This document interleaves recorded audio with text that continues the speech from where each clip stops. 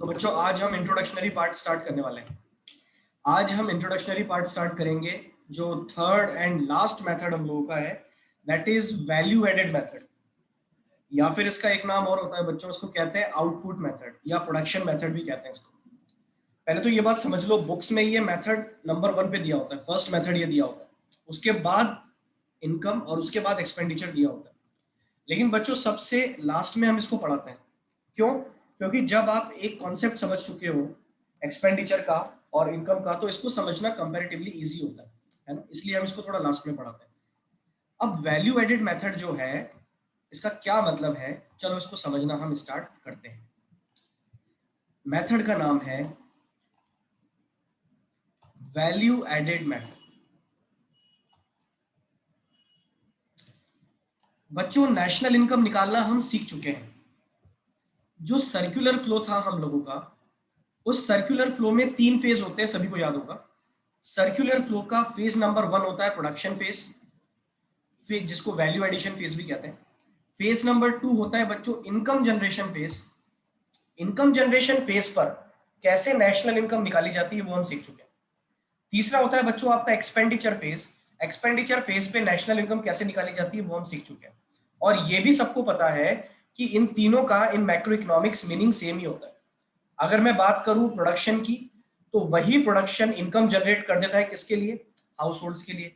और अगर मैं उसी इनकम की बात करूं तो वही इनकम एक्सपेंडिचर हो जाती है जब हाउस होल्ड सेक्टर या उसको प्राइवेट सेक्टर क्या करता है, खर्च करता है, वो एक्सपेंडिचर हो जाता है। ओके, और वही जो एक्सपेंडिचर है वही डिमांड जनरेट कर देता है और वही डिमांड जनरेशन की वजह से वापस से प्रोडक्शन हो जाता है। तो इन तीनों फेज में से बच्चों कहीं भी नेशनल इनकम कैलकुलेट करोगे तो सेम आनी चाहिए। कॉन्सेप्ट तो यही कहता है। ठीक है, तो बच्चों 2 फेज में हम कैलकुलेट करना सीख चुके हैं, इनकम के बेसिस पे नेशनल इनकम कैलकुलेट करना और साथ ही साथ प्रोडक्शन एक्सपेंडिचर के बेसिस पे। लेकिन बच्चों एक सबसे डायरेक्ट जो एक नजरिया होता है नेशनल इनकम या जीडीपी को देखने का, वो होता है प्रोडक्शन। कि भाई हमारे जो पूरी इकोनॉमी है, हमारी जो पूरी इकोनॉमी है, इस पूरी इकोनॉमी में टोटल मिला के प्रोडक्शन कितना हुआ है, आप तो ये पता लगा लो। टोटल मिला के जितना प्रोडक्शन हुआ है उसको पता लगा लो और उसका एडिशन कर दो, टोटल कर दो। तो टोटल प्रोडक्शन अगर कर दिया जाए तो इससे भी आपको नेशनल इनकम कैलकुलेट हो जाएगी। ओके, और ये डायरेक्टली हमें जो लगता है नेशनल इनकम को पढ़ के वो यही लगता है कि अगर पूरे इंडिया में कोई भी छोटे से छोटा व्यक्ति भी अगर क्या करता है, प्रोडक्शन करता है, तो ऐसे करके जितनी भी इकोनॉमिक यूनिट्स हैं उन सभी के प्रोडक्शन को अगर ऐड कर दिया जाए तो हमें पूरी इकोनॉमी का प्रोडक्शन मिल जाएगा और that will be our national income. Okay, बिल्कुल बच्चों यही होता है। और ये एक तरह से आप कह सकते हो डायरेक्ट मेथड है, क्योंकि इसमें हम डायरेक्टली देखते हैं, प्रोडक्शन के बेसिस पे नेशनल इनकम निकालते हैं। बाकी मेथड्स में आप घुमा फिरा कर निकाल रहे थे, एक्सपेंडिचर के बेसिस पे, इनकम के बेसिस पे, लेकिन यहाँ पे बच्चों आप प्रोडक्शन के बेसिस पे नेशनल इनकम निकालते हो, है ना। अच्छा, अब प्रोडक्शन सर कैसे, और इस मेथड का नाम ये वैल्यू एडेड क्यों पड़ा, जरा ये भी बता दो। बच्चों आपको याद होगा जब हम लोगों ने पढ़ा था चैप्टर नंबर 2 और उसके लास्ट में हम लोगों ने सर्कुलर फ्लो पढ़ा था। तो सर्कुलर फ्लो बच्चों जब एंड होने वाला था तो मैंने आपको बताया था कि प्रोडक्शन को एक नाम और दिया जा सकता है। प्रोडक्शन को आप कह सकते हो वैल्यू एडेड। क्या हम वैल्यू एडेड कह सकते हैं प्रोडक्शन को? यस और नो, किसी को याद है मैंने बताया था? Yes sir. प्रोडक्शन को वैल्यू एडेड क्यों कह सकते हैं, चलो बेटा समझते हैं। और सभी लोग ध्यान देना कि इस मेथड का नाम वैल्यू एडेड मेथड क्यों पड़ा, जबकि इसका नाम सीधा सीधा क्या हो सकता है, प्रोडक्शन मेथड हो सकता है या आउटपुट मेथड हो सकता है। लेकिन वैल्यू एडेड क्यों कहते हैं? और वैल्यू एडेड का अगर कॉन्सेप्ट बेटा आपके समझ में आ गया तो ये मान के चलो इस मेथड में आपको सबसे बड़ी चीज आ गई। वैल्यू एडेड क्या होता है बच्चों? वैल्यू एडेड का मतलब है, सोचो, सबसे पहले जैसे इमेजिन में एक प्रोडक्ट की बात करता हूं बेटा, वो प्रोडक्ट है ब्रेड। क्या है बच्चों प्रोडक्ट का नाम? ब्रेड। ये मेरा एक फाइनल प्रोडक्ट है। अब बेटा ये बनता कैसे है? ब्रेड के लिए सबसे पहले बेटा फार्मिंग होती है। ब्रेड की फार्मिंग नहीं होती है, वीट उगाया जाता है, वीट की फार्मिंग होती है। वीट की आप लोगों ने फार्मिंग की, और कौन करता है बेटा वीट की फार्मिंग? फार्मर्स करते हैं, ठीक है। फार्मर्स ने वीट की फार्मिंग की। अब बेटा ये जो वीट हुआ, ये वीट फार्मर्स ने किसको सेल कर दिया? मिलर को। मिलर कौन होता है? जिनकी फ्लोर मिल्स वगैरह होती है, उनको सेल कर दिया। ये लोग क्या करते हैं बेटा? ये वीट से फ्लोर बना देते हैं। इन्होंने वीट को किस में कन्वर्ट कर दिया बच्चों? फ्लोर में कन्वर्ट कर दिया। फार्मर से मिलर के पास ये गुड्स चला गया, ठीक है। इसके बाद बच्चों, इसके बाद मिलर ने ये सेल किया किसको? मैन्युफैक्चरर को, या फिर मैं यहां पे नाम दे दूंगा इसको ब्रेड मेकर।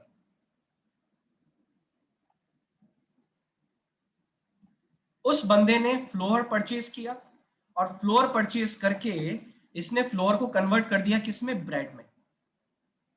और यहां से फिर ये ब्रेड बच्चों कहां गई? कंज्यूमर्स के पास, जो उसको कंज्यूम करते हैं। अच्छा, मुझे बताओ बच्चों, वीट, फ्लोर एंड ब्रेड, इन तीनों में से फाइनल गुड्स कौन सा है? Bread. Sir bread. सभी लोग जानते हैं फाइनल गुड्स मतलब वो गुड्स जो फाइनल यूजर यूज करता है, जो कि कंज्यूमर है, जिसको खाया जाएगा, जिसको खा के सेटिस्फेक्शन मिलता है, ठीक है। लेकिन अगर मैं बात करता हूं बेटा वीट एंड फ्लोर, ये कैसा गुड्स है? बताओ भाई। Intermediate. Intermediate. Very good, Intermediate. ये है बच्चों आपका इंटरमीडिएट गुड्स। और इंटरमीडिएट गुड्स जो होते हैं, मैं अगर जल्दी से आपको रिवाइंड करवाऊं बच्चों, तो इंटरमीडिएट गुड्स कौन से होते हैं? ऐसे गुड्स जो प्रोडक्शन में काम आते हैं एज अ रॉ मटेरियल, जिनसे प्रोडक्शन प्रोसेस को आगे बढ़ाया जाता है या जिनको रीसेल किया जाता है। ओके, दो ही काम होते हैं इंटरमीडिएट गुड्स के, मैंने बताया था बहुत डिटेल में पहले। या तो आप प्रोडक्शन में काम लेते हो या फिर उनको रीसेल करते हो, इसी को कहते हैं हम लोग इंटरमीडिएट गुड्स, है ना। चलो, तो दो गुड्स सबको पता है, final goods and intermediate goods. बेटा मैं जो आपको बताना चाह रहा था वो ये बताना चाह रहा हूं, इमेजिन करो कि ये जो मिलर है, इस मिलर ने सेल किया है फ्लोर किसको? ब्रेड मेकर को। और बेटा ये जो फ्लोर सेल किया है, ये है इमेजिन 500 रुपीज का। कितने का? ये आटा या मैदा जो भी इसको कहोगे, ये बेटा 500 रुपीज का है। अब ब्रेड मेकर जो है, इसके लिए बच्चों ये मैदा क्या है? इनपुट है, ये कहा जाएगा इनपुट। इनपुट का एक नाम और होता है बच्चों, इसको हम कहते हैं रॉ मटेरियल। ओके, अब बेटा ये जो 500 रुपीज का मैदा लिया ना इसने, इसको ये क्या करेगा? मैदे को या आटे को, जो भी बोलो, इससे ये ब्रेड बनाएगा, इसको मशीन में डालेगा, उसका कन्वर्जन करेगा, और बच्चों इस 500 रुपीज से ब्रेड बनाएगा, और इस ब्रेड को ये कंज्यूमर्स को सेल करेगा 700 रुपीज में। अब बच्चों मुझे ये आंसर देना, और बहुत सोच समझ के आंसर देना। मैं अगर आपसे पूछूं कि ये जो ब्रेड मेकर है, ये जो प्रोड्यूसर है, इसने प्रोडक्शन कितने रुपए का किया है? क्या इसने 700 का प्रोडक्शन किया है, या फिर इसने No, sir. 200 रुपीज का प्रोडक्शन किया है? सोच समझ के आंसर देना। 200 का। सर 200 का। 200. 200 आंसर आ रहा है। और कोई बताना चाहेगा? भाई ब्रेड तो उसने 700 में बेची ना कंज्यूमर को, तो प्रोडक्शन उसने 700 का किया या फिर 200 का किया?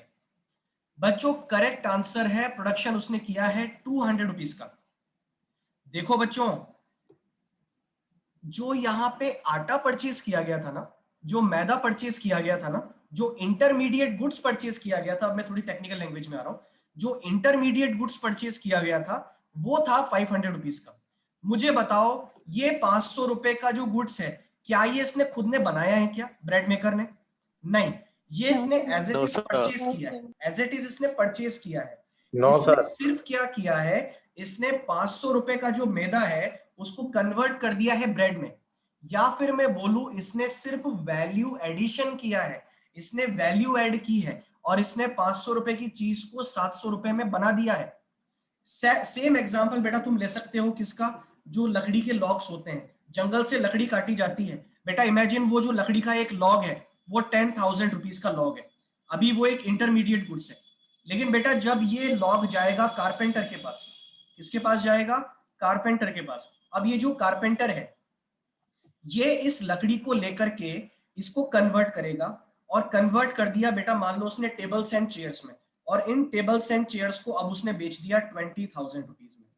क्या मैं ये बोलूं कि कारपेंटर ने 20,000 रुपीज का प्रोडक्शन किया है, या फिर मैं ये बोलूं No, कि sir. कारपेंटर ने सिर्फ 10,000 रुपीज का प्रोडक्शन किया है? बच्चों, कारपेंटर ने सिर्फ 10,000 रुपीज का प्रोडक्शन किया है। क्यों? क्योंकि जो बाकी का 10 है ना, वो किसका प्रोडक्शन होगा? जो जंगल से लकड़ी काट के ला रहा होगा उसका होगा। ओके, हमने तो सिर्फ खरीदा है और खरीद के उसको वैल्यू को ऐड किया है। अगर मैं थोड़ा और इजी लैंग्वेज में बच्चों इसको आपको बताऊं तो बात इतनी सी है, मैंने पहले भी समझाया था जब हमने पढ़ा था final goods and intermediate goods. और जब हमने इसको पढ़ा था तो बच्चों मैंने आपको ये बताया था कि किस गुड्स की वैल्यू को हम इंक्लूड करते हैं नेशनल इनकम की कैलकुलेशन में। फाइनल गुड्स की जो कॉस्ट होती है उसको क्या कहते हैं बच्चों? कंजम्पशन एक्सपेंडिचर, और इसको हम कंसीडर कर चुके हैं। और इंटरमीडिएट गुड्स की जो कॉस्ट होती है बच्चों, इसको कहते हैं इंटरमीडिएट कंजम्पशन। इंटरमीडिएट कंजम्पशन, है ना। मुझे ये बताया जाए कि इन दोनों में से किसको नेशनल इनकम में इंक्लूड किया जाता है? मैंने बताया था पहले, फाइनल गुड्स की कॉस्ट को। क्यों करते हैं? क्योंकि बेटा ये डायरेक्टली कंज्यूम हो रहा है, तो एज एन एक्सपेंडिचर आप इसको कर देते हो इंक्लूड। लेकिन अगर मैं बात करता हूं इंटरमीडिएट कंजम्पशन की, जैसे हमने बात की बेटा यहां पे फ्लोर की। ओके बेटा, फ्लोर बेचने वाला कौन था? मिलर। और परचेज करने वाला कौन था बेटा? इसको परचेज करने वाला था प्रोड्यूसर या ब्रांड मेकर। ओके, अब बेटा सीधी सी बात है कि मिलर उसको सेल कर रहा है और प्रोड्यूसर उसको परचेज कर रहा है। क्या ये फाइनल यूजर है इसके? नहीं, ये इसको आगे कन्वर्ट करेंगे फाइनल गुड्स में।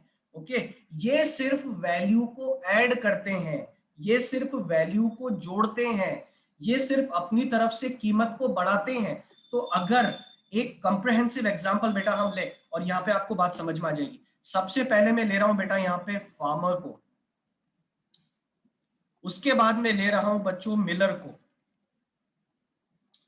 उसके बाद बच्चों मैं यहां पे लूंगा प्रोड्यूसर को।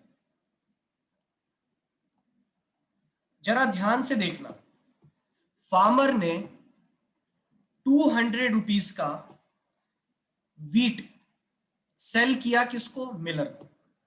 फिर मिलर ने वही जो 200 का वीट था उसको 500 रुपीज में सेल किया किसको? प्रोड्यूसर को। और प्रोड्यूसर ने 500 रुपीज में सेल किया कंज्यूमर को, 700 में, सॉरी 700 में सेल किया कंज्यूमर को। अब बेटा मुझे आंसर मिल जाना चाहिए। मैं सबसे पहले बात करता हूं मिलर की। बताओ भाई, जो मिलर है उसने कितने रुपए का प्रोडक्शन किया है? प्रोडक्शन कितने रुपए का किया? 300. वेरी गुड, 300 रुपीज का। 300. कैसे निकाला बच्चों मैंने ये? अगर मैं इसको फॉर्मूले में बोलूं तो बेटा इस मिलर ने खुद ने परचेज कितने में किया था? 200 में, और मिलर ने 200 सेल कितने में किया है? 500 में। बेटा ये जो 500 रुपीज में मिलर ने सेल किया है इसको मैं बोलूंगा वैल्यू ऑफ आउटपुट। ओके, और मिलर ने खुद ने परचेज में कितने में किया था इसको? 200 रुपीज में। बच्चों इसको मैं बोलूंगा वैल्यू ऑफ इनपुट। और ये एक बहुत ऑब्वियस सा कॉन्सेप्ट है, ये हम समझ सकते हैं यार, बहुत सीधी सी बात है कि मैं 5 रुपए का पेन खरीदता हूं और उसको 10 रुपए में बेचता हूं। या फिर आप ऐसे बोल सकते हो कि मैं ऑटो पार्ट्स खरीदता हूं, ओके 1000 रुपीज का एक पार्ट है, उसको मैं 2000 रुपीज में बेचता हूं, है ना। मैं अपनी तरफ से वैल्यू को ऐड कर देता हूं। इसी तरह से ये जो मिलर है इसने बेटा 200 रुपीज में वीट परचेज किया और 500 रुपीज में इसने प्रोड्यूसर को बेचा। तो अगर मैं आपसे पूछूं कि मिलर ने अपनी तरफ से कितनी वैल्यू को ऐड किया, तो बेटा इसने अपनी तरफ से वैल्यू को ऐड किया है, वैल्यू ऑफ आउटपुट है 500 माइनस वैल्यू ऑफ इनपुट है 200। इनपुट का मतलब होता है रॉ मटेरियल। मिलर के लिए जो रॉ मटेरियल है वो कितना था बच्चों? 200 रुपीज का। तो कितना इसने अपनी तरफ से प्रोड्यूस किया? 300 रुपीज का प्रोडक्शन मिलर का है। तो अगर मैं पूछूं मिलर का प्रोडक्शन कितने का है? 300 रुपीज का। चलो प्रोड्यूसर की बात करते हैं। बेटा बताओ प्रोड्यूसर ने परचेज कितने में किया इसको? 500 रुपीज में। प्रोड्यूसर ने परचेज किया है 500 रुपीज में और उसको सेल कर दिया है 700 रुपीज में। बेटा प्रोड्यूसर का आउटपुट कितने का है? प्रोड्यूसर का वैल्यू ऑफ आउटपुट है 700, लेकिन प्रोड्यूसर का वैल्यू ऑफ इनपुट कितना है? वैल्यू ऑफ इनपुट है 500। तो 700 माइनस 500 बच्चों वैल्यू एडिशन जो हुआ है वो कितने का हुआ है? 200 रुपीज का। तो मैं अगर बच्चों आपको बोलूं कि प्रोड्यूसर ने अपनी तरफ से कितना प्रोडक्शन किया? 200 रुपीज का प्रोडक्शन किया। ओके बेटा मिलर ने कितना किया था बताओ? 300 का। प्रोड्यूसर ने कितना किया? 200 रुपीज का। अच्छा जरा फार्मर की बात भी हम कर ही लेते हैं। फार्मर तो आपका प्राइमरी प्रोड्यूसर है, उसके पहले कोई नहीं था, तो हम ये मान लेते हैं कि फार्मर का जो प्रोडक्शन है वो पूरा 200 रुपीज का है। अब बेटा चमत्कार दिखाऊं तुम्हें, तीनों का प्रोडक्शन ऐड करो। फार्मर का प्रोडक्शन 200 रुपीज का, मिलर का प्रोडक्शन 300 रुपीज का, और प्रोड्यूसर का प्रोडक्शन आपके 300 रुपीज का। नहीं 3 का नहीं था इसका, 200 का था, सॉरी 200 रुपीज का। बताओ टोटल कितना हो गया इसका? 700। और आपका जो फाइनल गुड है बेटा वो फाइनल गुड भी कितने का है? 700 का। क्या मेरी बात सबको समझ में आई? कुछ मैं रिपीट कर दूंगा, चिंता मत करो।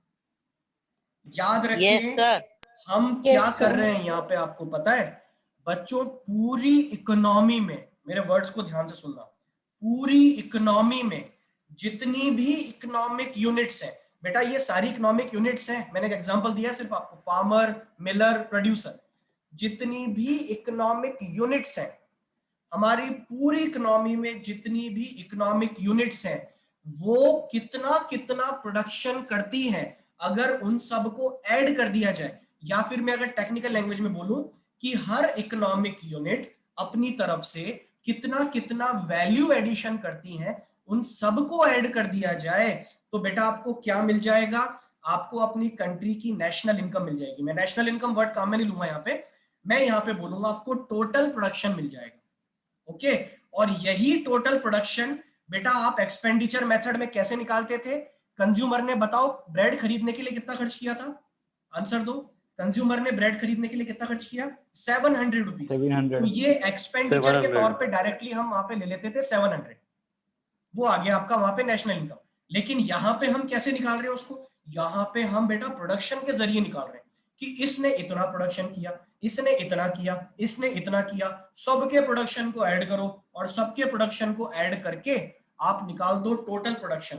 और बेटा यहाँ जो टर्म काम में ली जाती है, मैं आपको टर्म अगर बताऊं तो बेटा उस टर्म का नाम है, अगर सभी के प्रोडक्शन को ऐड कर दिया जाए, या फिर मैं बोलूं बेटा सभी की वैल्यू एडिशन को ऐड कर दिया जाए, जैसे फार्मर, जैसे मिलर, जैसे प्रोड्यूसर, इन सभी के अगर वैल्यू एडिशन को ऐड कर दिया जाए, इसका वैल्यू एडिशन कितना था बच्चों? 200। इसका वैल्यू एडिशन कितना था बच्चों? 300। इसका वैल्यू एडिशन कितना था बच्चों? 200। अगर इन सभी के वैल्यू एडिशंस को ऐड कर दिया जाए तो बेटा एक टर्म निकल के आती है जिसको हम कहते हैं gross value added at market price. क्या कहते हैं बच्चों इसको? Gross value added. और चिंता मत करो, तुम ये बोलोगे सर ये कौन सी नई टर्म बता दी आपने? बेटा ये कुछ भी नहीं है, ये जो ग्रॉस वैल्यू एडेड है, अगर ये सारे मैन्युफैक्चरर्स के लिए निकाल दी जाए तो उन सब का टोटल हमारा हो जाता है GDPMP। बस इतनी सी बात है। अब तुम बोलोगे सर सारी प्रोड्यूसिंग यूनिट्स का मतलब, वो भी मैं तुम्हें बता देता हूं। अभी सिर्फ एक बात मेरी सब लोग सुन ले, अभी मैं सिर्फ बच्चों तुम लोगों को इंट्रोडक्शन दे रहा हूं इस मेथड का, मैंने प्रॉपरली स्टार्ट नहीं किया इसको या प्रॉपर मैटर तैयार करके मैं आपको दिखा नहीं रहा हूं, अभी सिर्फ समझा रहा हूं। सिर्फ समझने का काम करो, टाइम लगने दो, भेजे में उतारो हर चीज को, तब जाके बात समझ में आएगी। अच्छा सर ये वैल्यू एडिशन कौन कौन करता है?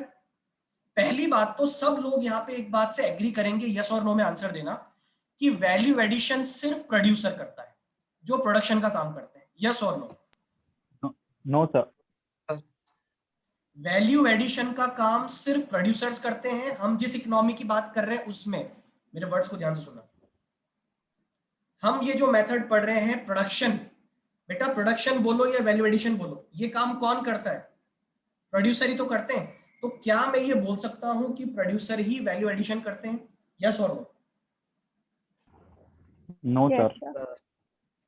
बेटा अभी हम जिस सिनेरियो में पढ़ रहे हैं उसमें आंसर है यस, प्रोड्यूसर वैल्यू एडिशन करते हैं। अब प्रोड्यूसर कितनी कैटेगरी के होते हैं जरा इसके बारे में हम डिस्कस कर लेते हैं। सब लोग मेरी बात को ध्यान से सुन लेना, सभी लोग ध्यान सुनेंगे। बेटा हम लोगों ने पढ़ा है 4 सेक्टर इकोनॉमी के कौन कौन से होते हैं, बताओ। 4 सेक्टर्स ऑफ इकोनॉमी कौन कौन से होते हैं? Number 1 house hold, number 2 producers, producer, number 3 कौन होते हैं बच्चों? Government, government, government, and number 4 कौन होते हैं बच्चों? Rest of the. ठीक है, ये 4 सेक्टर हमारे होते हैं। अब मैं थोड़ा सा इसको आगे बढ़ाता हूं। बेटा मैं प्रोड्यूसर्स को भी 3 कैटेगरी में बांटूंगा, सभी लोग ध्यान से देखना। इसमें जो प्रोड्यूसर्स है ना, प्रोड्यूसर्स को भी मैं 3 कैटेगरी में बांटूंगा। प्रोड्यूसर सेक्टर भी 3 तरह के सेक्टर्स में डिवाइडेड है। बेटा फर्स्ट आपका होता है प्राइमरी सेक्टर, सेकंड आपका होता है सेकेंडरी सेक्टर, एंड थर्ड आपका होता है टर्शियरी सेक्टर। ये 3 सेक्टर होते हैं। अब सर ये 3 सेक्टर कौन से होते हैं? बेटा ये तीनों sector he goods and services का प्रोडक्शन करते हैं हमारी कंट्री में। प्राइमरी सेक्टर कौन होता है बच्चों? प्राइमरी सेक्टर में वो प्रोड्यूसर्स आते हैं, ध्यान सुन लेना मेरी बात को, नॉलेज की बात है, ये चीज आपके वहां भी काम आएगी इंडियन इकोनॉमिक डेवलपमेंट में। प्राइमरी सेक्टर कौन सा सेक्टर होता है? बेटा वो सेक्टर जो नेचुरल रिसोर्सेज से एक्सप्लॉइटेशन करते हैं और उनके कन्वर्जन का काम करते हैं और उनसे गुड्स बनाते हैं। ओके, जैसे माइनिंग आप ले लो, जैसे एग्रीकल्चरल एक्टिविटीज आप ले लो, जैसे फिशिंग ले लो, जैसे मिल्किंग ले लो। बेटा ये सब क्या करते हैं? नेचुरल रिसोर्सेज को यूज करते हैं। ओके, और नेचुरल रिसोर्सेज को यूज करके एक्सप्लॉइट करके उनसे गुड्स बनाते हैं। ये होता है primary sector. Generally in normal term हम प्राइमरी सेक्टर को जानते हैं एग्रीकल्चर सेक्टर के नाम से। इसमें सबसे बड़ा जो कंपोनेंट होता है वो एग्रीकल्चर का ही होता है। तो आपके मैक्सिमम प्रोड्यूसर्स इसमें आ गए। दूसरा सेकेंडरी सेक्टर। बच्चों सेकेंडरी सेक्टर कौन होता है? बेटा ये वो सेक्टर है जो प्राइमरी सेक्टर से गुड्स लेकर के उसको कन्वर्ट करता है फाइनल गुड्स में। ये वो सेक्टर होता है। ओके, ये भी प्रोडक्शन का काम करते हैं। जनरली इसमें कौन आते हैं बच्चों? अगर मैं बात करूं, इसमें आते हैं आपके प्रॉपर मैन्युफैक्चरर्स। ओके, जैसे इसको मैन्युफैक्चरिंग सेक्टर भी बोलते हैं। जैसे बेटा मैं एक एग्जांपल दे रहा हूं आपको शुगर कैन का। शुगर कैन, गन्ना, गन्ना खेत में उगता है। बेटा जो गन्ना खेत में उगाया है वो कौन सा सेक्टर हो गया? Primary sector. लेकिन बेटा वो जो गन्ना है वो रॉ मटेरियल का काम करता है शुगर मिल्स के लिए। तो वो जब शुगर मिल्स में जाएगा तो वहां पे बेटा शक्कर बन जाएगी, शुगर बन जाएगी। और वो जो शुगर बनी है वो जिस फैक्ट्री में बनी है उन प्रोड्यूसर्स को हम क्या बोलेंगे? उसको हम कहेंगे सेकेंडरी सेक्टर। ये आपके मैन्युफैक्चरिंग सेक्टर भी कहलाता है। ओके, और टर्शियरी सेक्टर कौन सा होता है? बेटा इसमें जनरली आपके सर्विस सेक्टर होता है। इसमें सर्विसेज आती हैं, सारी जितनी सर्विसेज होती हैं वो टर्शियरी सेक्टर में आती है। तो आपके यहाँ पूरी इकोनॉमी में जितने प्रोड्यूसर्स हैं वो प्रोड्यूसर 3 कैटेगरी में डिवाइडेड है। Primary sector, secondary sector, tertiary sector. सभी लोग याद रखें ये तीनों सेक्टर हमारे यहाँ प्रोडक्शन का काम करते हैं। प्राइमरी, सेकेंडरी एंड टर्शियरी, ये तीनों सेक्टर हमारे यहाँ प्रोडक्शन का काम करते हैं। या फिर मैं दूसरी लैंग्वेज में बोलूं, ये तीनों सेक्टर हमारे यहाँ पे वैल्यू एडिशन का काम करते हैं। तीनों सेक्टर हमारे यहाँ पे वैल्यू एडिशन का काम करते हैं। और इन तीनों सेक्टर ने जितना वैल्यू एडिशन किया है, gross value addition market price किसकी? प्राइवेट सेक्टर की। Gross value addition market price किसकी? सेकेंडरी सेक्टर की। और gross value addition at market price tertiary sector की। अगर इन तीनों वैल्यू एडिशंस को बच्चों ऐड कर दिया जाए, या फिर मैं अगर इसको एक टेक्निकल लैंग्वेज में बोलूं, sigma GVA MP, sigma of gross value added. किस चीज का सिग्मा है बच्चों? ये तीनों सेक्टर के GVA का सिग्मा है। अगर इन तीनों को ऐड कर दिया जाए तो पता है क्या मिलता है इससे? इससे मिलता है GDP MP। GDP ये हमें बताता है एक अकाउंटिंग ईयर में आपकी पूरी इकोनॉमी में टोटल मिला के कितना प्रोडक्शन हुआ है। उसी को हम कहते हैं gross domestic production at market price.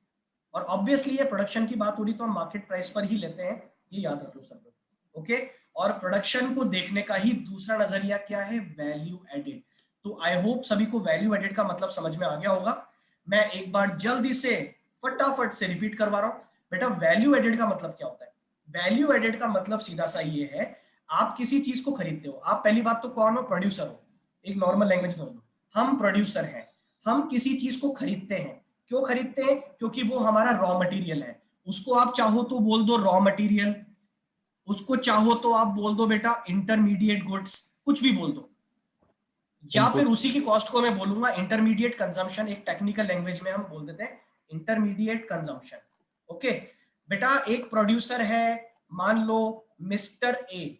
ये जो मिस्टर ए है, ये रॉ मटेरियल या इंटरमीडिएट गुड्स या इंटरमीडिएट कंजम्पशन, तीनों में से कोई भी नाम बोलो, ये कितने में खरीदता है? बेटा इमेजिन ये खरीदता है 500 रुपीज में। ओके, अब रॉ मटेरियल को आप खरीद के क्या करते हो? उसको फिनिश्ड गुड्स में कन्वर्ट करते हो। तो मिस्टर ए ने इस रॉ मटेरियल को, इस 500 रुपीज के रॉ मटेरियल को कन्वर्ट किया फिनिश गुड्स में। और बेटा वो फिनिश गुड्स कितने का था? 700 रुपीज का था। ओके, और 700 रुपीज में इसको ये फर्दर क्या कर देगा? सेल कर देगा। ओके, तो बेटा मैं ये पूछता हूं आप लोगों से, और अब ये फंडा सबको क्लियर हो जाना चाहिए। मिस्टर ए ने अपनी तरफ से प्रोडक्शन कितने का किया? क्या पूरे 700 रुपए का प्रोडक्शन मिस्टर ए की देने? क्या नहीं बेटा, 700 रुपए में से 500 का प्रोडक्शन कौन कर चुका है मेरी तरफ से? बोलो, जिससे आपने रॉ मटेरियल परचेज किया है। ये हमारा प्रोडक्शन नहीं है, ये किसका प्रोडक्शन है बच्चों? सामने वाले का। अगर सुन लो ध्यान से, अगर आप पूरे 700 रुपीज का प्रोडक्शन मान लोगे ना, तो पता है इससे गड़बड़ क्या हो जाएगी? इसका मतलब आपने इंटरमीडिएट कंजम्पशन को भी इंक्लूड कर दिया। इसका मतलब आप डबल काउंटिंग कर रहे हो, और डबल काउंटिंग का मतलब यह है कि आप डबल बार इस टर्म को काउंट कर रहे हो। नेशनल इनकम आपकी एबनॉर्मली ज्यादा निकल के आएगी, जो कि गलत होगा। ओके, हम यहाँ पे बात कर रहे हैं सिर्फ और सिर्फ किसकी? वैल्यू एडिशन की। ये जिस बंदे से हमने खरीदा था ना, वो कर चुका था प्रोडक्शन 500 का। अरे आप तो ये बताओ हमने कितने का किया? तो हमने प्रोडक्शन किया है ओनली एंड ओनली 200 रुपीज का प्रोडक्शन किया है। ओके, याद रखें, यहीं से बच्चों फॉर्मूला निकल के आता है किसका? वैल्यू एडेड का। वैल्यू एडेड का फॉर्मूला क्या होता है? फॉर्मूला बहुत आसान है बेटा। बताओ ये 200 कैसे निकाला मैंने? ये निकाला है 700 माइनस 500 से। ओके, ये किसका वैल्यू एडेड निकाल रहा हूं मैं? मिस्टर ए का वैल्यू एडेड में निकाल रहा हूं, या मिस्टर ए का प्रोडक्शन में निकाल रहा हूं। कैसे निकाला? 700 माइनस 500। लैंग्वेज में बोलो, 700 क्या है? 700 है वैल्यू ऑफ आउटपुट, एंड 500 क्या है? Value of input. और इसी वैल्यू ऑफ इनपुट को हम बेटा टेक्निकल लैंग्वेज में क्या बोलेंगे? सभी लोग लर्न कर लो, इसको हम बोलेंगे इंटरमीडिएट कंजम्पशन। क्या बोलेंगे बच्चों इसको? इंटरमीडिएट कंजम्पशन, या एक दूसरी लैंग्वेज में बताऊं तो कॉस्ट ऑफ इंटरमीडिएट गुड्स, ये भी इसको कहा जा सकता है। ओके, क्या बोलेंगे? Cost of intermediate goods. एक प्रोड्यूसर अपनी तरफ से किसी प्रोडक्ट में कितनी वैल्यू ऐड करता है, वही उस प्रोड्यूसर का प्रोडक्शन होता है। मैं फिर बोल रहा हूं, कोई प्रोड्यूसर अपनी तरफ से किसी चीज में कितनी वैल्यू को ऐड करता है, वही उसका अपना प्रोडक्शन होता है। तो वैल्यू एडेड ही प्रोडक्शन है, और इसको निकालने का फॉर्मूला क्या है? फटाफट बोलो, अब प्रॉपर फॉर्मूला बोलेंगे। Value of output minus intermediate consumption.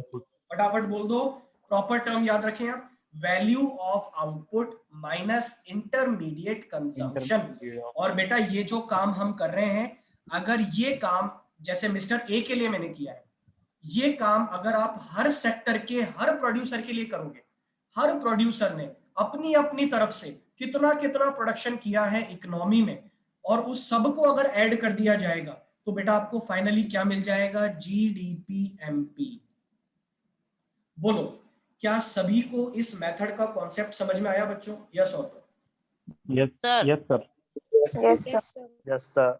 Okay, किसी के मन में कोई डाउट हो तो बेटा पूछ सकते हैं। प्रॉपरली मैटर के साथ कल स्टार्ट करेंगे इसको, है ना? किसी के मन में कोई शंका? और हाँ, मैंने एक बात आपको और बताई है आज कि बेटा ये जो वैल्यू एडिशन का काम है, ये प्रोड्यूसर्स करते हैं, ये पक्की बात है। लेकिन प्रोड्यूसर्स भी कितनी कैटेगरी के होते हैं? आंसर दो, कितनी कैटेगरीज के होते हैं? 3 कैटेगरीज के होते हैं। हैं। सर आपको तीन सेक्टर। मेरी वॉइस नहीं आ रही है बेटा, मेरी वॉइस आ रही है नहीं आ रही है? वॉइस क्लियर नहीं है। वन सेकंड, वन सेकंड, नहीं आ रही सर। सर वॉइस नहीं आ रही। सर वॉइस नहीं आ रही आप। एक मिनट। अच्छा अभी आ रही है, ये बताओ। Yes, sir. Yes sir. हाँ सर आ रही सर अब। हाँ, एक बात मैंने आप बच्चों को और बताई है आज। क्या बताई है? कि वैल्यू एडिशन का काम कौन करता है? पहली बात तो प्रोड्यूसर्स करते हैं। और प्रोड्यूसर सेक्टर जो है हमारे इंडिया में, या मैं किसी भी इकोनॉमी की बात करूं, प्रोड्यूसर सेक्टर को भी 3 सेक्टर्स में बांटा गया है। कौन कौन से सेक्टर है बच्चों, नाम बताओ। सबसे पहला primary sector, okay. Number 2 secondary sector, number 3 tertiary sector. याद रखिए, primary sector, secondary sector, tertiary sector. और ये जो तीनों सेक्टर हैं, ये तीनों प्रोडक्शन का काम करते हैं, गुड्स एंड सर्विसेज का। मतलब मैं कहूं इनडायरेक्टली ये तीनों ही वैल्यू एडिशन का काम करते हैं।